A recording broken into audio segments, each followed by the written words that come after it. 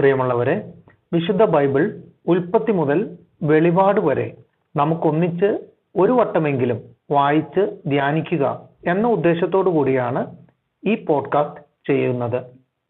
ഈ ബൈബിൾ പാരായണത്തിന് നമ്മൾ ഉപയോഗിക്കുന്നത് POC മലയാളം ബൈബിളാണ്. ഓർക്കുക, നാം വചനം വായിക്കുമ്പോൾ ഈശോ വചനമായി നമ്മോടൊപ്പം ഉണ്ടായിരിക്കും. മുടക്കം കൂടാതെ വചനം വായിക്കുന്നത് ഒരു നിയോഗമായി നമുക്കെടുക്കാം. അതിനായി പരിശുദ്ധാത്മാവേ, ഞങ്ങളെ ശക്തിപ്പെടുത്തണമേ എന്ന് പ്രാർത്ഥിക്കാം. അതോടൊപ്പം വചനത്തിലെ വാഗ്ദാനങ്ങൾ ഞങ്ങളിലും ഞങ്ങളുടെ കുടുംബങ്ങളിലും നിറവേറണമേ എന്ന് പ്രാർത്ഥിച്ചുകൊണ്ട് നമുക്ക് ആരംഭിക്കാം. ഇന്ന് നമ്മൾ വായിച്ചു ധ്യാനിക്കുക സംഖ്യയുടെ പുസ്തകം 11, 12 അധ്യായങ്ങളാണ്. അധ്യായം 11, ജനം പരാതിപ്പെടുന്നു. കർത്താവിന് അനിഷ്ടമാകത്തക്ക വിധം ജനം പിറുപിറുത്തു. അത് കേട്ടപ്പോൾ കർത്താവിന്റെ കോപം ജ്വലിച്ചു. അവിടുത്തെ അഗ്നി അവരുടെ ഇടയിൽ പടർന്നു കത്തി. അത് പാളയത്തിന്റെ ചില ഭാഗങ്ങൾ ദഹിപ്പിച്ചു കളഞ്ഞു. ജനം മോശയോട് നിലവിളിച്ചു. അവൻ കർത്താവിനോട് പ്രാർത്ഥിച്ചു. അഗ്നി ശമിക്കുകയും ചെയ്തു. കർത്താവിന്റെ കോപാഗ്നി അവരുടെ ഇടയിൽ ജ്വലിച്ചതിനാൽ ആ സ്ഥലത്തിന് തബേര എന്നു പേരായി. ഇസ്രായേലരുടെ ഇടയിൽ ഉണ്ടായിരുന്ന അന്യവർഗക്കാർ ദുരാഗ്രഹങ്ങൾക്കടിമകളായി. ഇസ്രായേല്യരും സങ്കടം പറച്ചിൽ തുടർന്നു. ആരാണ് ഞങ്ങൾക്ക് ഭക്ഷിക്കാൻ മാംസം തരിക? ഈജിപ്തിൽ വെറുതെ കിട്ടിയിരുന്ന മത്സ്യം, വെള്ളരിക്ക, മത്തങ്ങ, സവോള, ചുമന്നുള്ളി, വെളുത്തുള്ളി ഇവയൊക്കെ ഞങ്ങൾ ഓർക്കുന്നു. ഇവിടെ ഞങ്ങളുടെ പ്രാണൻ പോകുന്നു. ഈ മന്നായല്ലാതെ മറ്റൊന്നും കാണാനില്ല. മന്നായ്ക്ക് കൊത്തമ്പലാരിയുടെ ആകൃതിയും ഗുലുഗുലുവിന്റെ നിറവുമായിരുന്നു. ജനം ചുറ്റി നടന്ന് അത് ശേഖരിച്ച് തിരികല്ലിലോ ഉരുളിലോ ഇട്ട് പൊടിച്ച് കലത്തിൽ വേവിച്ച് അപ്പം ഉണ്ടാക്കി പോന്നു. എണ്ണ ചേർത്ത് ചുട്ട അപ്പത്തിൻ്റെതു പോലെയായിരുന്നു അതിൻ്റെ രുചി. രാത്രി പാളയത്തിനുമേൽ മഞ്ഞു പെയ്യുമ്പോൾ മഞ്ഞായും പൊഴിയും. ഇസ്രായേൽ കുടുംബങ്ങൾ ഓരോന്നും സ്വന്തം കൂടാരവാതിൽക്കൽ ഇരുന്ന് വിലപിക്കുന്നത് മോശ കേട്ടു. കർത്താവിന്റെ കോപം ആളിക്കത്തി. മോശയ്ക്ക് നീരസം ജനിച്ചു. മോശ കർത്താവിനോട് പറഞ്ഞു, അങ്ങയുടെ ദാസനോട് ഇത്ര കഠിനമായി വർത്തിക്കുന്നത് എന്തുകൊണ്ട്? അങ്ങ് എന്നോട് കൃപ കാട്ടാത്തത് എന്തുകൊണ്ട്? ഈ ജനത്തിന്റെ ഭാരമെല്ലാം എന്റെ മേൽ ചുമത്തിയിരിക്കുന്നു. ഞാനാണോ ഈ ജനത്തെ ഗർഭം ധരിച്ചത്? അവരുടെ പിതാക്കന്മാർക്ക് അവിടുന്ന് വാഗ്ദാനം ചെയ്ത ദേശത്ത് മുല കുടിക്കുന്ന കുഞ്ഞിനെ ധാത്രി എന്ന പോലെ മാറിൽ വഹിച്ചു കൊണ്ടുപോകുക എന്ന് എന്നോട് പറയുവാൻ ഞാനാണോ അവരെ പ്രസവിച്ചത്? ഈ ജനത്തിനെല്ലാം നൽകാൻ എവിടെ നിന്ന് മാംസം കിട്ടും? ഞങ്ങൾക്ക് ഭക്ഷിക്കാൻ മാംസം തരിക എന്ന് പറഞ്ഞ് അവർ കരയുന്നു. ഈ ജനത്തെ മുഴുവൻ താങ്ങാൻ ഞാൻ ശക്തനല്ല. അത് എൻ്റെ കഴിവിനതീതമാണ്. ഇപ്രകാരമാണ് അവിടുന്ന് എന്നോട് വർത്തിക്കുന്നതെങ്കിൽ കൃപ തോന്നി എന്നെ ഉടനെ കൊന്നുകളയണം. ഈ കഷ്ടത ഞാൻ കാണാതിരിക്കട്ടെ. 70 നേതാക്കന്മാർ. കർത്താവ് മോശയോട് അരുൾ ചെയ്തു, ജനത്തിലെ ശ്രേഷ്ഠന്മാരിലും പ്രമാണികളിലും നിന്ന് 70 പേരെ വിളിച്ചു കൂട്ടുക. അവരെ സമാഗമ കൂടാരത്തിങ്കൽ കൊണ്ടുവരിക.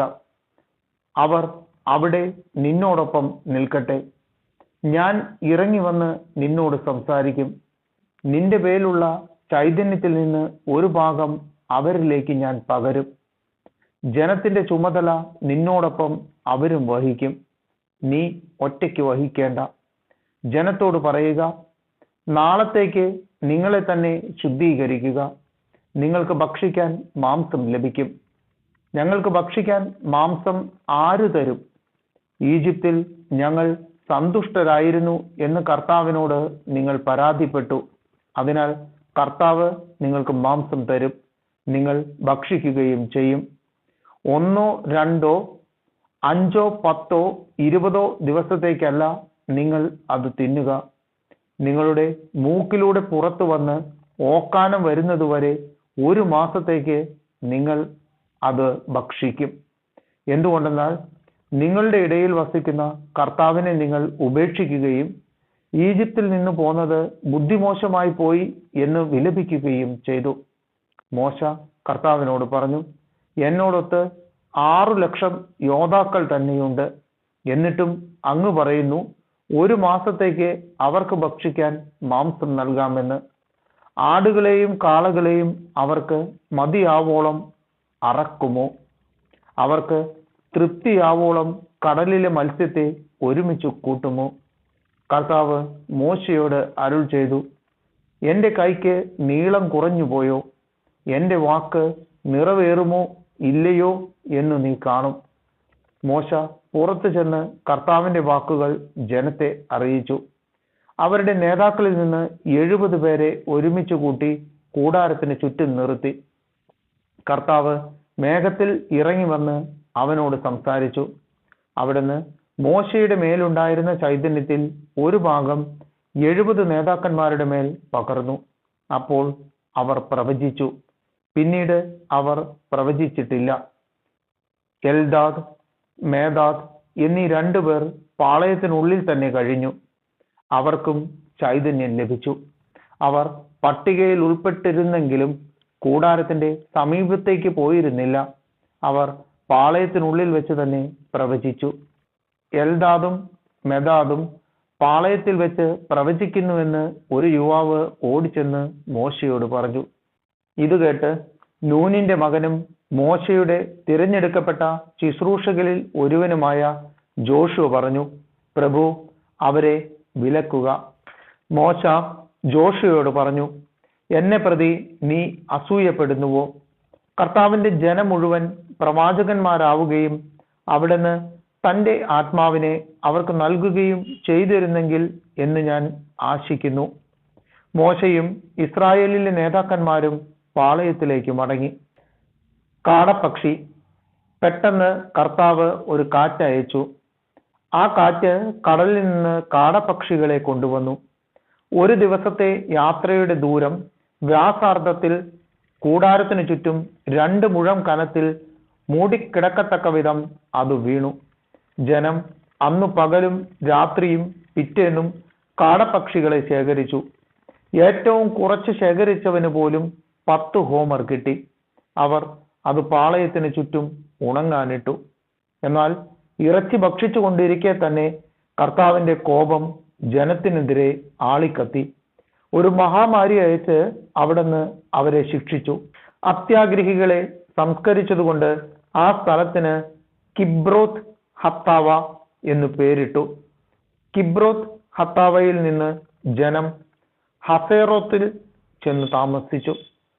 അധ്യായം 12. മിരിയാം ശിക്ഷിക്കപ്പെടുന്നു. മോശയുടെ ഭാര്യയായ കുഷ്യ സ്ത്രീയെ പ്രതി മിരിയാമും അഹറോനും അവനെതിരായി സംസാരിച്ചു.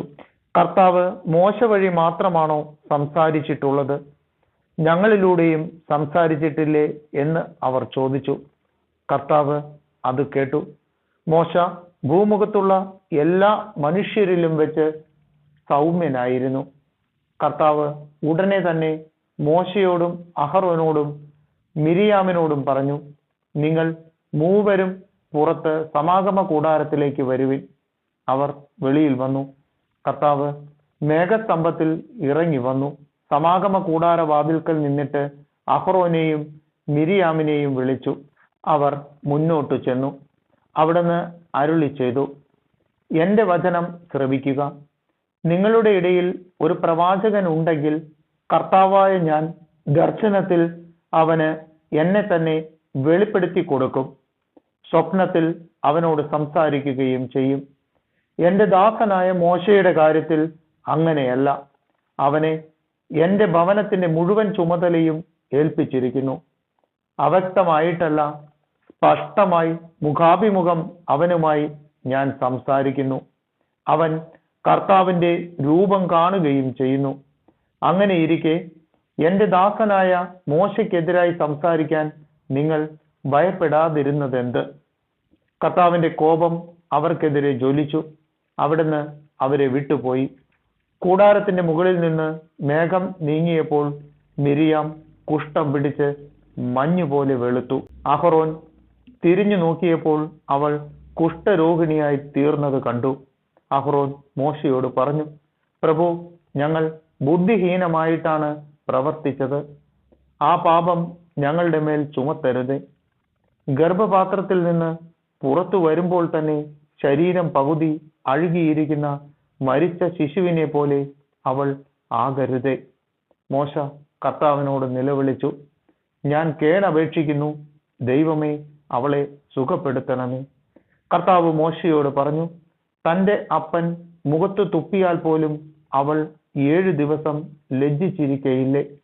7 ദിവസം അവളെ പാളയത്തിന് പുറത്തു പാർപ്പിക്കുക, അതിനുശേഷം അകത്തു കൊണ്ടുവരാം.